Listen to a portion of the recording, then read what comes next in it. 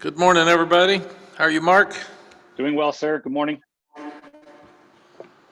Go ahead and get started. Really disappointed for Jaquarius Conley that he will not get to finish the season. That's three defensive backs that with Don Chapman and Day Hollins, and now Jaquarius out for the year. And we've had tough luck with our defensive backs, so we'll be thin going into Raleigh on Friday night, and Jay Bateman will talk to you about what he's looking at, what we're looking at moving in. Saturday's game, we got to play a lot of young players. Wofford did a good job of slowing the game down. I think it's the fastest game I've ever been involved with. They ran it 45 times, and I looked up and it's 2:30 or something. The game's about over. But they played hard. They did a good job. We got to play a lot of young guys. Our seniors got to win their senior day, which is really important. We became bowl eligible for the third straight time, and I think that's the first time that's happened since 2016. So proud of these guys. The seniors go from no bowl games for 2 years in a row before we got here to three straight. So that is great for them. Had very few penalties. We had three, and the last time we had three was Georgia State. So hopefully we just had one this morning in practice. So hopefully we're making progress in that area. Usually the better athletes you play, the more penalties you have because they're harder to block and harder to cover, and so that usually is the case. But we forced one turnover and didn't have any, and I thought that was good with young quarterbacks that were playing for the first time. The turnover that we got when Kyler McMichael intercepted it, we turned into points, so that was good. We only missed 5 tackles on defense. They had 5 explosive plays, and we only had 5 explosive plays, so we needed more explosive plays for one thing. Our players of the game, a real story on offense, British Brooks, guy that walks on, fights to get on a few special teams, then becomes special teams captain, and then becomes the offensive player of the game with his 89 yards. He actually averaged 12.7 yards per carry. So good for British, really proud of him. And he represents all those young guys that were overlooked and didn't have a chance, and he made it work for himself. And somebody better hire that young man because he's a special young guy, and we will miss him. Jeremiah Gimmel only played like 25 plays, but he had 5 tackles and 1 tackle for a loss, so he's the defensive player of the game. And then Grayson Atkins made 27 and 34-yard field goals and all of his extra points, so he was the special teams player of the game. Ty Chandler went over 1,000 yards this year, which is the goal that we had for him when we took him as our only grad transfer. He's sure been worth it. I'm really proud of him. He went over 3,000 yards for his career at Tennessee and here with total offense. So Ty will go down as one of the great backs in our history with 1,000 yards, and we've actually had 4 backs get over 1,000 yards the last 3 seasons. So good job running the ball, and that's important to us. Josh Downs leads the Power 5 with 90 receptions. He needs 6 to match Ryan Switzer's single-season record, which is one of our best ever. He ranks 3rd in Power 5, 2nd in the ACC in receiving yards with 1,198, and he is 24 yards away from Hakeem's single-season record. So that's pretty special too, because Hakeem was a great player for us. So really proud of the year that Josh has had and the way he keeps competing. Sam Howell, who looked great in practice today, is 69 yards away from being the 8th quarterback in ACC history to throw for 10,000 yards in only 3 years. So good for him, and what a great accomplishment for him moving forward. NC State's got a really good team. You got to give them a tremendous amount of credit. They've won 9 straight at home. They've got one of the best defenses in the country, and them and Clemson are the 2 best defensive teams in this league. They're playing hard. They're playing confident. They lost 2 starting linebackers and a free safety, and you can't even tell it. Their defensive coaches have done a tremendous job of coaching that defense. Offensively, they're averaging 33 points a game. They've only allowed 19 sacks, so the offensive line's done a tremendous job. Devin Leary has got savvy in the pocket. He's hard to sack, which really helps them. And he's got 31 touchdowns and 5 interceptions. So the guy's done a tremendous job of running their offense. Knight and Person are two of the best backs in the country. They can catch it out of the backfield. They can run. Knight is also a great kick returner. He's returned kickoffs for a touchdown, and Person's caught 27 balls out of the backfield. So they're doing that. And they may have the 3 best as a group receivers in the country. They're tall.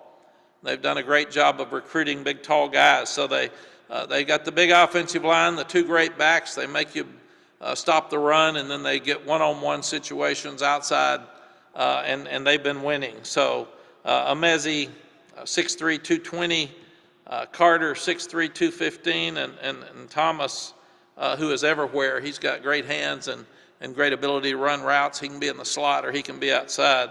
But they're really good in those areas. They've got 3 great tight ends. May have the best offensive lineman at left tackle in the country. He's a #1 draft choice and going to be a great player. So they're really, really good on offense with what they're doing. Defensively, it's been amazing that they've lost those key players that they lost, and they're still good. Tanner Engel is one of the best players in the country to watch. He is tough. He makes plays all over the field. He's savvy. He knows what to do on the football field. He can make a tackle in the backfield and cover the deep third. And he is a joy to watch. Drake Thomas has been the same. When they lost the older linebackers that were leaders, that were 2 of the best in the league, Drake Thomas stepped up, and he has played lights out. And then they got a great one in Durden from Florida State. In the middle of that defense at 6'4", 310 as a grad transfer. And he's been hard to handle for a lot of people. So despite injuries, they've lined up and played well. Their kicking game's really good. This will be the 4th ranked team that we've played, 3 on the road out of the last 5. It's probably the hardest stretch of schedule I've had. I think one time at Texas we had a stretch like this when we were #1 in the country and got beat out at Tech with 3 seconds left. But you've got to give these guys credit. Like Pitt, like Wake, like Notre Dame, it's really, really a tough game for us and on the road. And for us to get where we want to go, we've got to start winning on the road. So disappointed in a few things Saturday. I didn't want Wofford to be able to keep the ball as much as they did, even though they're a lot better on offense than they were defense. Proud of the way our 2 young quarterbacks played. It really shows well for the future of our program because those 2 guys have got tremendous amounts of ability, and it was so good for them to get a full game.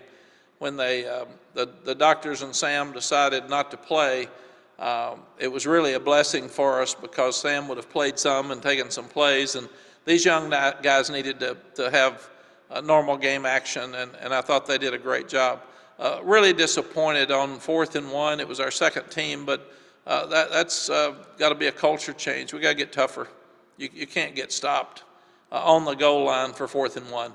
That's an alley fight. You got to get in the end zone. So even though it was 2nd team guys have to play.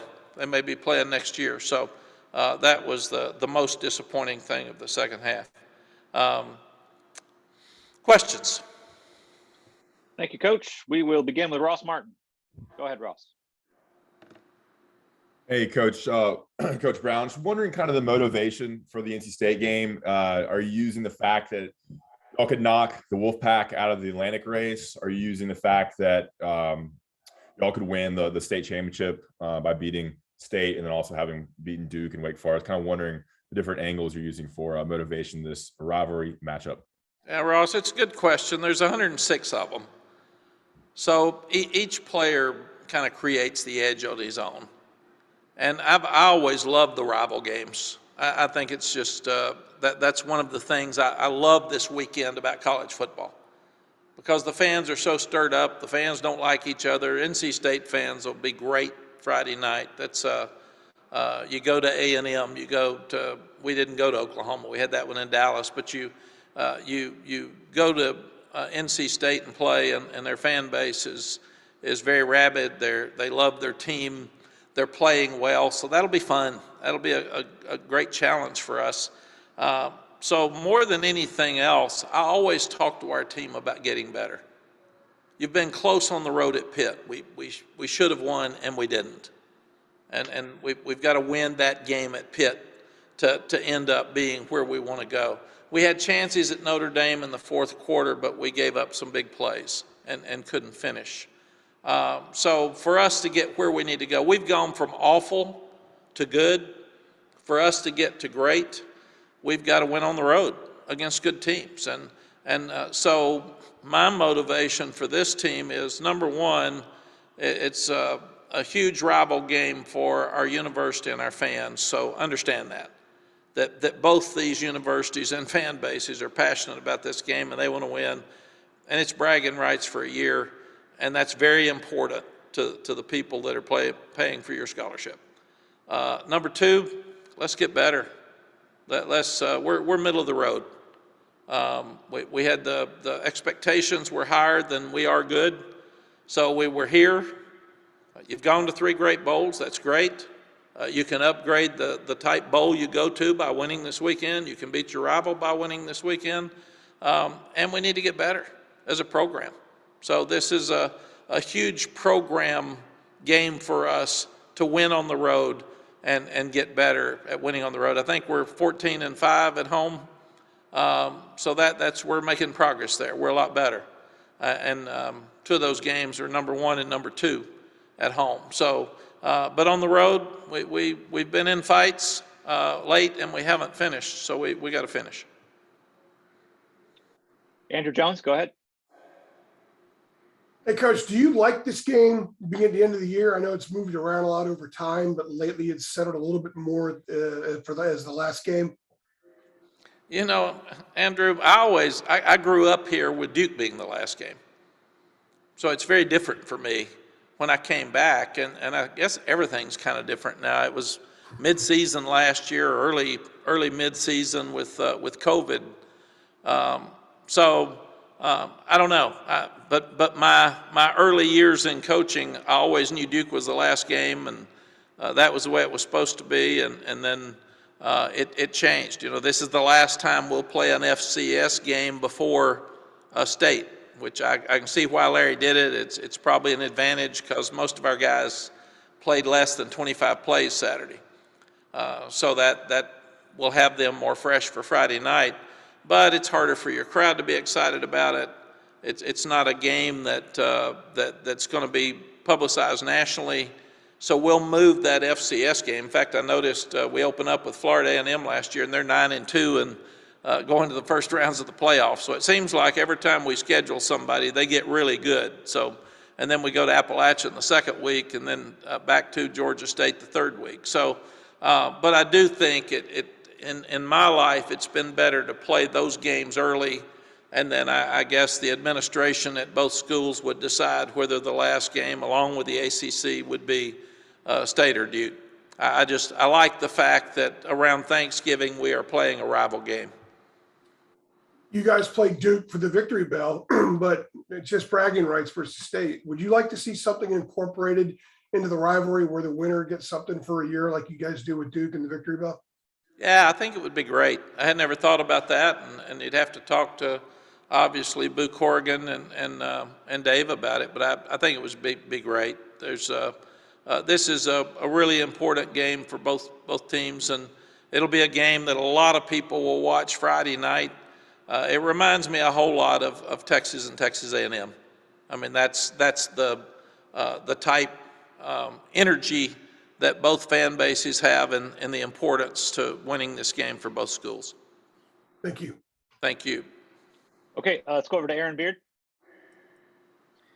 Hey, Mack, I had a ACC-wide question I wanted to run by you. The league has been wide open, and it's been a lot of fun to see some of the unpredictable things for a lot of people, but the league is also out of the playoff race for the first time since it's been created. I'm kind of curious, what's the feeling of, that balancing that? And like, is there any long-term gain this year to having the wide open, nature while trading off the playoff bid for the perception of the league?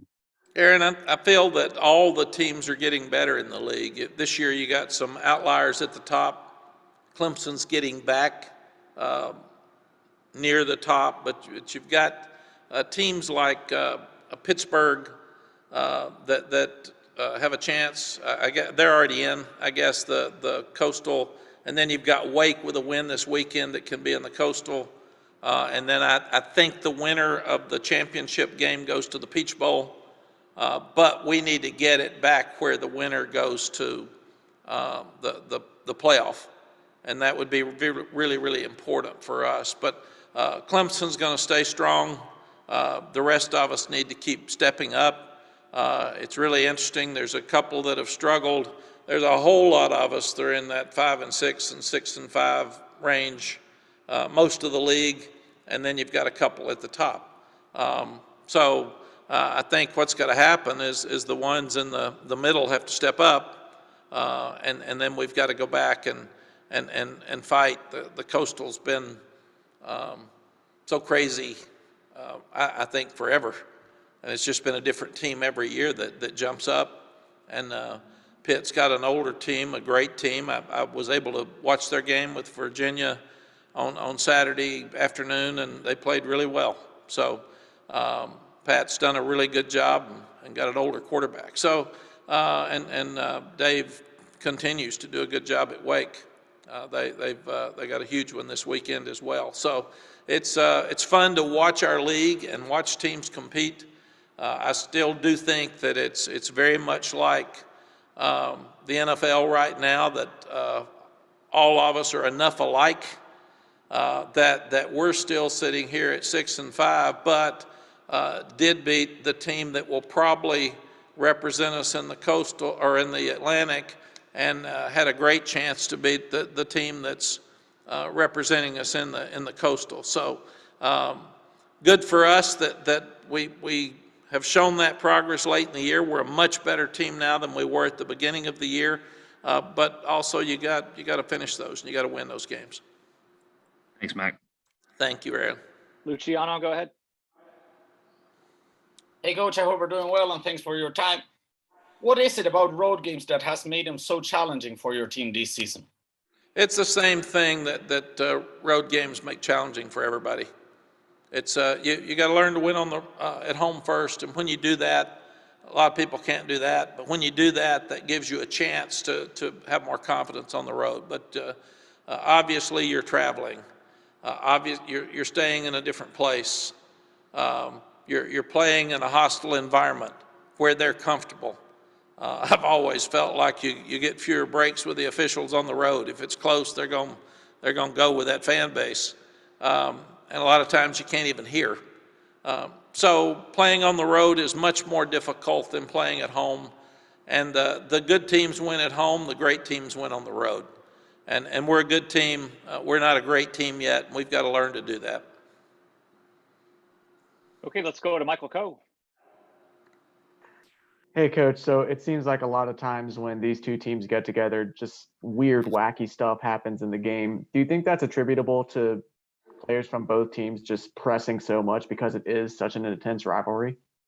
Yes, Michael, that's why this weekend is so much fun to watch. Because these games will be crazy this weekend.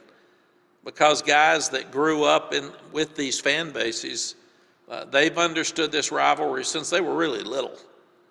And they want those bragging rights for the rest of their life if they're going to live in this state or live near this state. And I said, people are going to come up to you 25 years from now and say, did you beat State? What was your record against State?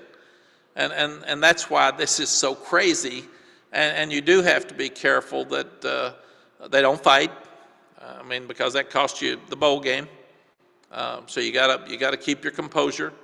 And you got to be careful that you don't try too hard to win. You got to be good enough to win being who you are. And if you start trying to do things more than that, then it's going to hurt your team. Thank you. Thank you. Adam Smith.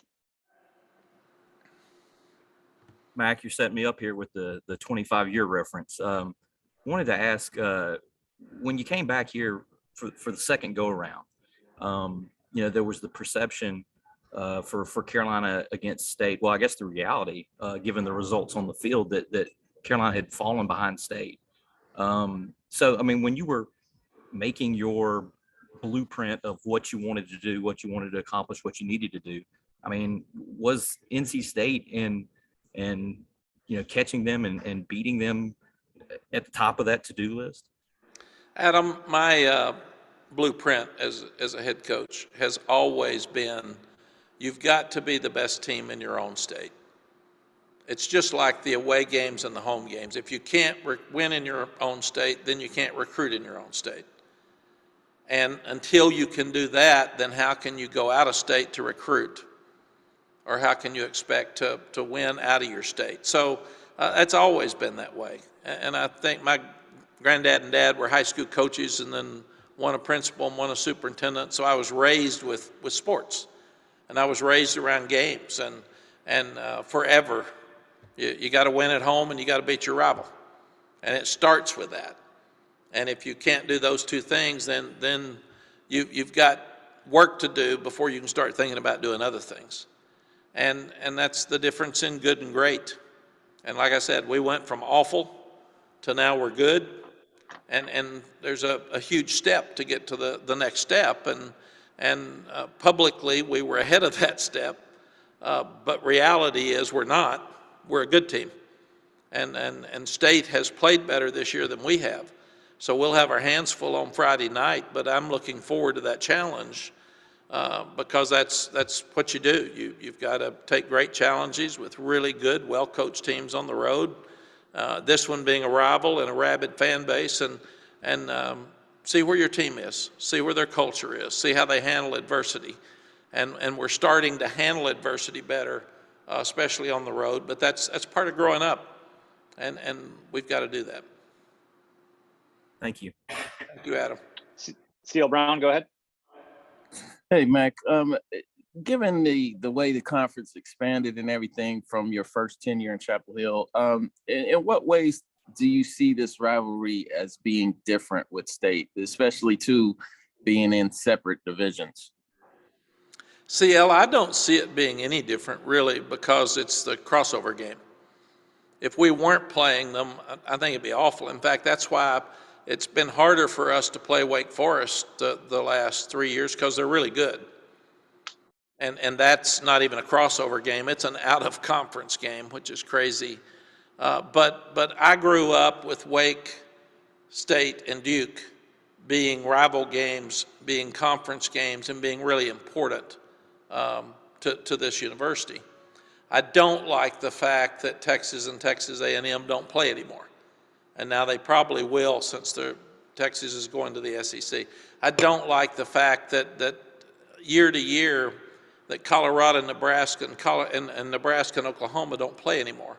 So with all this realignment stuff, we took away some of the great games that all of us sat and watched, especially this weekend, as we grew up. And it was just part of our football culture and part of our history. And I really miss those games. So one of the things I've enjoyed so much coming back is competing with Duke, with Wake, and with State, because so many people have lost some of those traditional rivalries, and we've been able to keep them. So it makes me feel more like the ACC I was in 20-something years ago. And I wanted to just double check on Sam. So is he back with first team reps today, or are there still any last minute hurdles he has to clear? I'm not supposed to tell you because Jeremy tells me and the trainers tell me I can't talk about players' injuries, but he looked really good this morning. I'll just say that. And he has never taken snaps with anybody except the first team since he's been here. After the first spring, to be fair. Gotcha. Thanks, Coach. Thank you, CL. Brett Freelander, go ahead. Continuing on with the Sam Howell theme, as well as your two young quarterbacks played last week, how important is it to have him back and pretty close to 100% against this defense? Brad, it's really important because he's our face, he's our guy, he's our leader. And I like the fact that the two young quarterbacks got to play, because if they had to go in the game, for whatever reason, now at least they've got some experience. And Coach Longo had a game with them, so he can figure out what one did better, and if they go in, how we would have a game plan, how would it change with them in there. But Sam's tough. He's a competitor, and he would want to play in this game because he knows how important it is to his team, his university, and this state. So he'll be excited about Friday night. All right, we'll close up this morning with Coach Brown with Gregory Hall. Hey, Mack, I was just curious what you've seen from State offensively and defensively on film. I know it's only Monday, but just what does your scouting report on them look like so far? Gregory, we've watched them all year. I mean, that's when you've got your rival games. Every time they're on, they have your interest. And I've been impressed with them. They've played hard every week. They seem to have gotten better as the year's gone on. When you see devastating injuries like they had on defense early in the year, you wonder how they're going to respond. They've got a really good culture because they're defensive coaches, and Dave had them step up, and they play hard. They're really, really physical, and they play hard. Offensively, like I said, they've got an experienced, big physical offensive line. They've got 3 tight ends that can play. Some are better at some things than others. They've got maybe the best trio of receivers in the country because they're all huge, and they can run and catch. And what they do is they with the 2 great backs, they make you bunch up to stop the run, and then they put you one-on-one with those great receivers in your corners outside, and we haven't done that very well. So there are a lot of matchup issues for us that we're going to have to fix this weekend. And then they've done a really good job with their kicking game. You're sitting there watching them return kickoffs against Wake Forest and running it back for a touchdown. So they're a well-coached, well-rounded, confident football team. Leary's playing so well. Like I said, he's hard to get on the ground. He's very accurate. So they don't have any areas that seem to be weaknesses from what I can tell by watching them throughout the year and really studying them Saturday afternoon and yesterday and today. All right, Coach, thanks for a few minutes this morning. We appreciate it. Thank you all. Have a happy Thanksgiving.